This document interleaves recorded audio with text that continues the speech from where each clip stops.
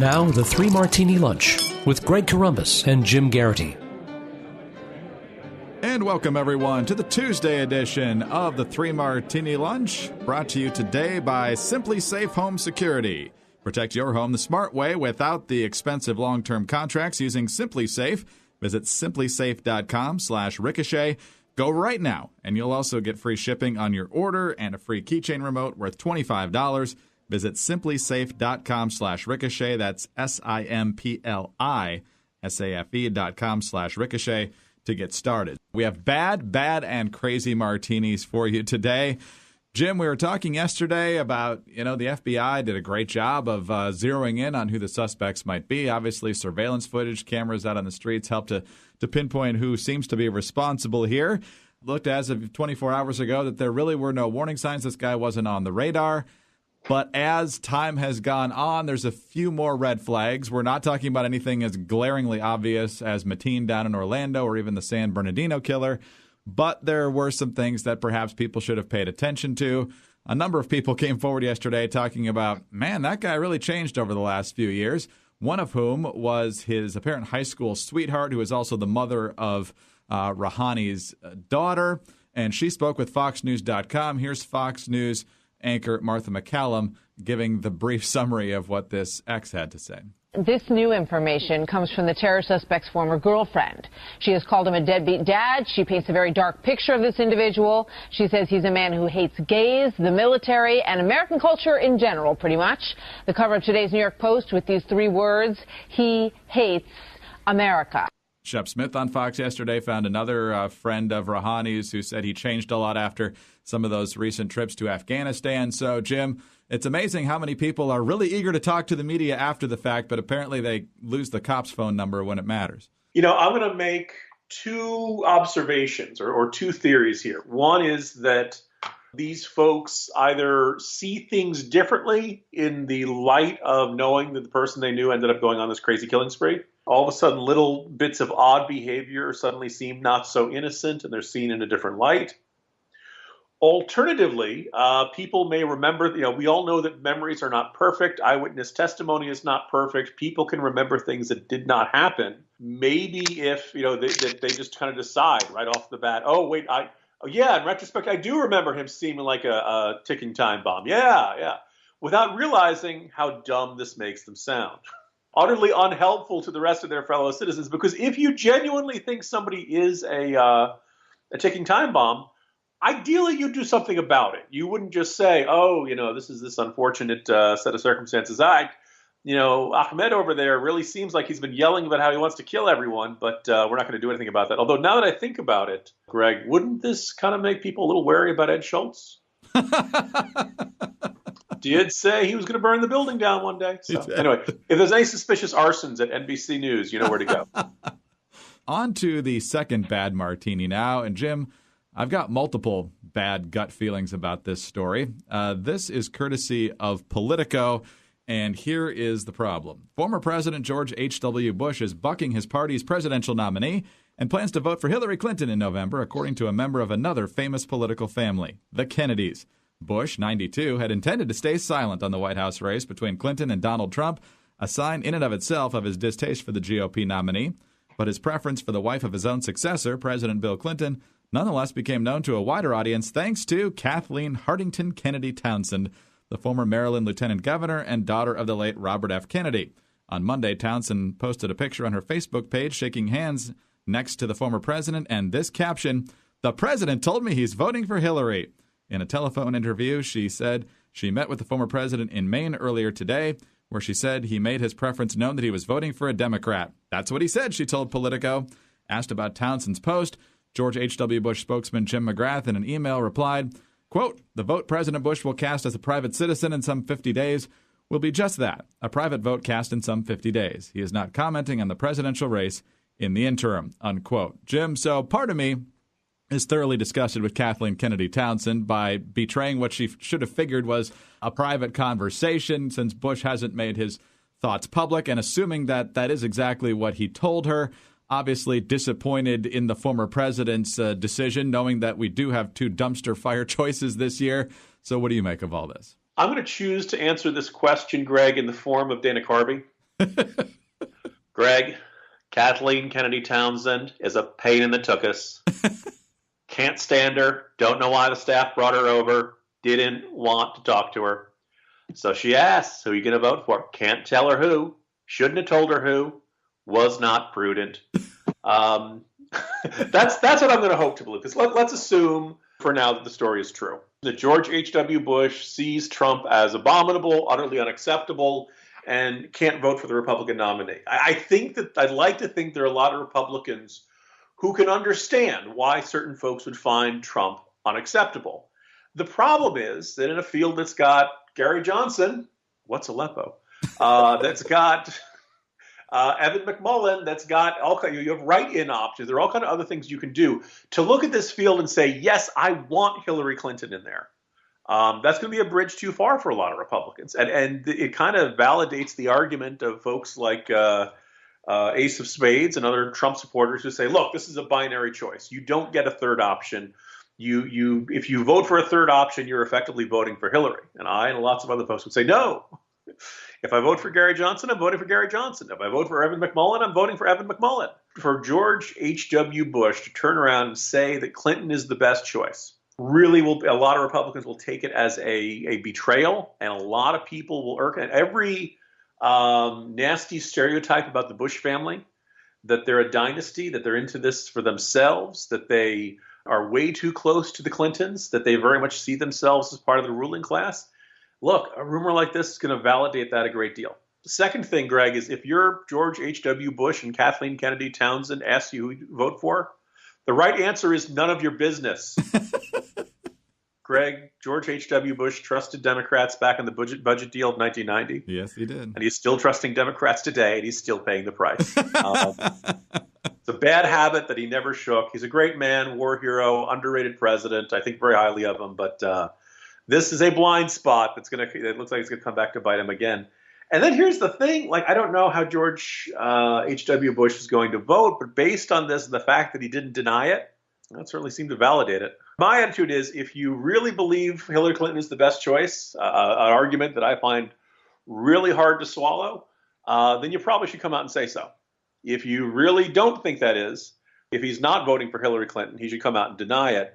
I don't think this vague, sort of, kind of modified limited hangout out there is a good stance. I think it's been pretty clear that there are several Republican figures, other members of the Bush family, and Mitt Romney who will not be voting for Trump, and that's fine.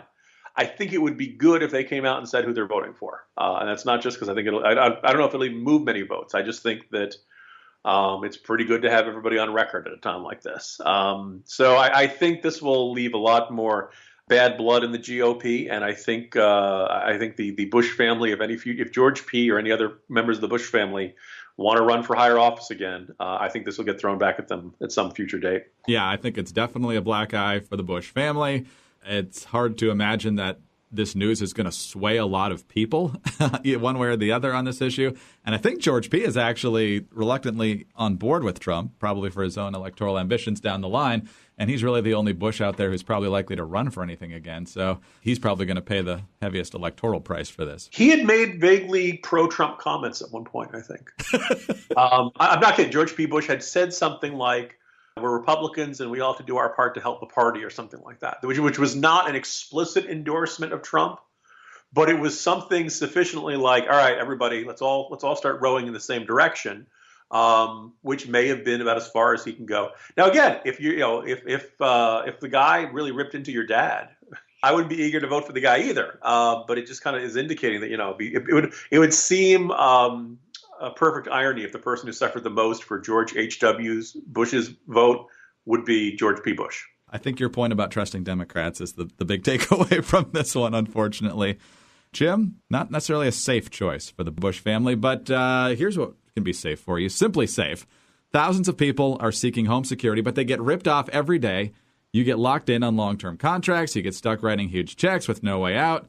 It's essentially robbery, and it can cost you thousands. So go to simplysafe.com/ricochet. And there's a lot of reasons why this should be your home security system. First of all, Simply Safe offers superior protection. It's got 24/7 professional monitoring and police dispatch. Also, no annual contracts. Traditional alarm companies lock customers into 3-year contracts with nasty auto-renewal clauses and pages upon pages of fine print. And it's cheaper, monitoring for less than half the cost of those traditional alarm companies. And as we said, 24/7 professional monitoring. It starts at just $14.99 a month. That's way less than most of those other companies. Simply Safe does not charge any activation, installation, or hidden fees either. For those of you saying, wait a minute, I only have a cell phone. Will this work for me? Yes, you do not have to pay for a landline phone. Plus, a cellular connection is faster than a landline and safer. Unlike a traditional wired alarm system, the burglar cannot shut it down just by cutting a cable. And good news for those people who have 2 left thumbs when it comes to home maintenance. User-friendly wireless design and easy do-it-yourself installation. Simply Safe has designed a home security system that is extremely user-friendly. It can be installed by anyone in less than 30 minutes without turning a screw. Finally, a quality that more retailers should exhibit: pricing transparency. All of the costs are explained upfront on the website. The customer is in control from start to finish, and you never get hit with an extra hidden fee. Order directly on the Simply Safe website, and they ship the system to your doorstep. All right, so go to simplysafe.com/ricochet. It's unbeatable protection, a great value, and again, no contracts. Simply Safe, that's simply with an I at the end, simplysafe.com/ricochet. Okay, on to the crazy martini now. And Jim, Skittles. We thought Skittles hit its news peak with Marshawn Lynch a couple years ago in Seattle. No. Donald Trump Jr. has brought it back with a tweet. This is from Politico. One of Donald Trump's sons compared the complexity of the Syrian refugee crisis to a bowl of Skittles on Monday evening. Donald Trump Jr. tweeted an image Monday which had a Trump-Pence logo that said, quote, "If I had a bowl of Skittles and I told you just 3 would kill you, would you take a handful? That's our Syrian refugee problem. Let's end the politically correct agenda that doesn't put America first," is what Trump wrote after that caption. So, Jim, this is interesting in a couple of different ways. First of all, it's an interesting way to analogize the situation with Syria. But at the same time, it makes a fairly good point. And, of course, the left is now reacting by saying that little kid that was in that viral photo who's sitting in the chair after being a victim of a bombing with ash and blood all over his face, saying Donald Trump Jr. says this is a poisonous Skittle. So, Jim, nonsense going on once again. No big surprise. What do you make of all this? A couple thoughts here, Greg. First of all, I believe in a tense, conflicted time, wherever we stand on this issue, Greg, we should remember our values and remember, folks, don't eat refugees. They're not good for you. It's not healthy. Yeah, it's fascinating how certain things just kind of blow up huge here. At the core of it is, can you filter out the Skittles that will kill you? Right? Can you filter out the people? Because based on that, I mean, if you really want to extend this philosophy entirely, you end up with something akin to Trump's approach of banning all Muslims from entering the country. Like, you wouldn't want them coming in as refugees.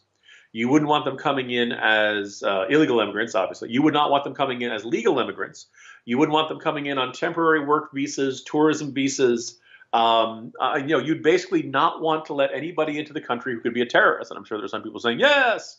The problem is that would basically mean you can't let anybody into the country unless they've, been the king of Jordan, maybe. We'll let him in. We trust him.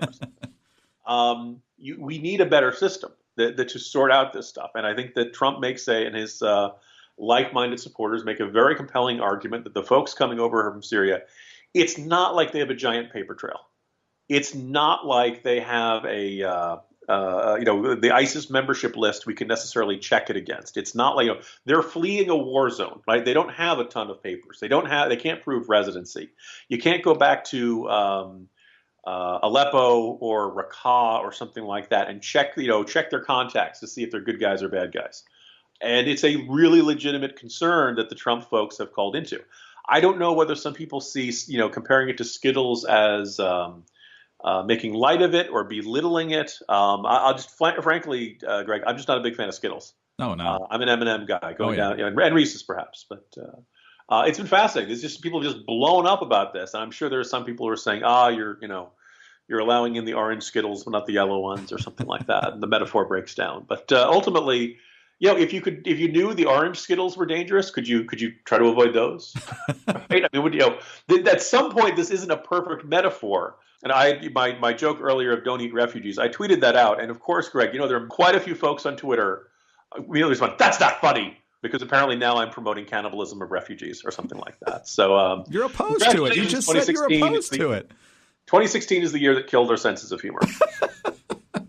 Somebody interestingly pointed out, you mentioned the M&Ms, that was just a couple of years ago when men were the problem all over college campuses and so forth, that there was a very similar analogy with M&Ms and said 1 out of these 10 is an abusive man. Do you just keep eating? Shoot all of them as precaution. Yeah, exactly. There's something to that effect. Shoot us both, Spock. So the analogy was perfect 2 years ago, but now, of course, it's horrible. The other observation there, it's really, really wrong to stereotype, you basket of incorrigibles. Am I misremembering that? Deplorables, yeah. Deplorables, basket of deplorables. Remember that basket of deplorables, all of you people? You people need to stop stereotyping. All you types, If there weren't double standards, there'd be no standards at all sometimes. Jim, have a great day. See you tomorrow, Greg. Jim Garrity of National Review. I'm Greg Corombos of Radio America. Thanks for listening today, and thanks also to Simply Safe Home Security. Protect your home the smart way. Visit simplysafe.com/ricochet. Go right now, and you'll also get free shipping on your order and that free keychain remote worth $25. It only takes a minute to get started. Simplysafe.com/ricochet. SIMPLISAFE.com/ricochet. Join us again on Wednesday for the next 3 Martini Lunch.